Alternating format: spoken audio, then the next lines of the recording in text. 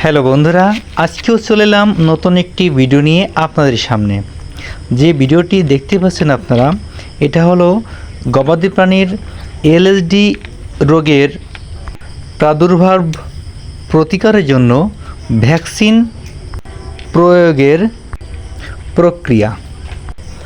এখন মূলত ভ্যাকসিনটি তৈরি করে এখনই গবাদি প্রাণীর চামড়ার নিচে কোম্পানি ভেদে 2 ml অথবা 1 ml করে প্রয়োগ করতে হবে, যেটা আপনাদের সামনে দেখাবো। আসলে এলএসডি রোগ থেকে বাঁচার উপায় যদি আপনারা মনে করেন, ভ্যাকসিন দেওয়ার কোনো বিকল্প নাই। আপনারা দেখতে পাচ্ছেন গবাদি প্রাণীকে এলএসডি রোগের টিকা দেওয়া হচ্ছে। এমনই নিত্য নতুন ভিডিও পেতে আমার পেজটিকে ফলো করবেন। সকলকে অসংখ্য ধন্যবাদ। সকলেই ভালো থাকবেন।